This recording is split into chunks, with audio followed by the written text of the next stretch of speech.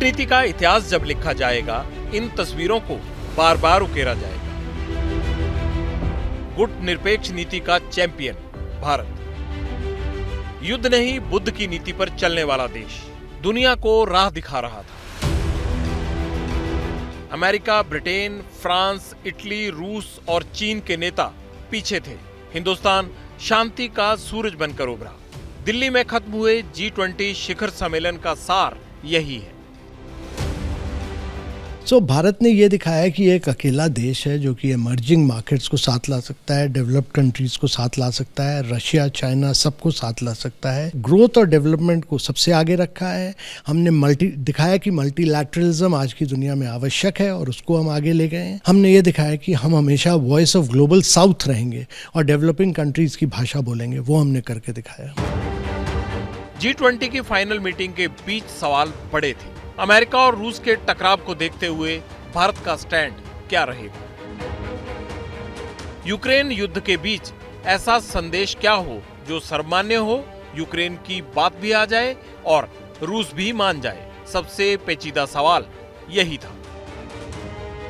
Delhi declaration के एक paragraph ने सारी आशंकाओं पर पूर्ण विराम लगा दिया। घोषणा पत्र में यूक्रेन में व्यापक, न्यायसंगत और स्थायी शांति का आह्वान किया गया है।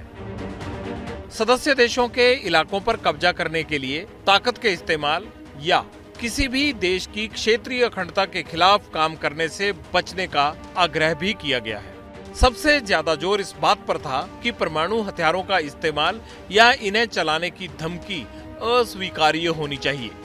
8 पैराज हैं जो जियोपॉलिटिकल लैंग्वेज में है, रशिया यूक्रेन की क्राइसिस पर है, उस पर भी कंसेंसस आया। तो ये एक पहला डॉक्यूमेंट निकला है G20 का जिसमें सारे पूरे डॉक्यूमेंट 83 डॉक्यूमेंट में 100% सारे देशों की सहमति है। This is not an era of war, जिसको प्रधानमंत्री पहले कह चुके हैं। तो बाली की लैंग्वेज जो पहले यूज की जाती थी उससे ज्यादा स्ट्रॉन्ग लैंग्वेज हमने दिल्ली में यूज की है, पर ये मॉडरेशन में, ये किसी को कंडेम नहीं करती। 1.5 साल से रूस और यूक्रेन के बीच जंग जारी है। इस दौरान कई बार रूस की तरफ से एटमी धमकियां दी गई। अमेरिका, यूरोप को तबाह करने वाली सरमत मिसाइल के टेस्ट हुए। अमेरिका ने भी यूरोप में 100 से ज्यादा एटम बम तैयार किए। बात इतनी बढ़ गई कि दोनों महाशक्तियों के बीच न्यूक्लियर वेपन वाली आखिरी संधि भी खत्म हो गई। लेकिन यूक्रेन की जमीन पर हर नए हमले के साथ यूरोपीय मुल्कों की धड़कनें बढ़ जाती, कहीं इस बार रूस एटमी हमला न कर दे। मगर दिल्ली घोषणा पत्र में रूस ने कह दिया कि एटमी हमले का इस्तेमाल न्याय संगत नहीं है। यही G20 की, भारत की, हमारी कूटनीति का सबसे बड़ा मास्टर स्ट्रोक है।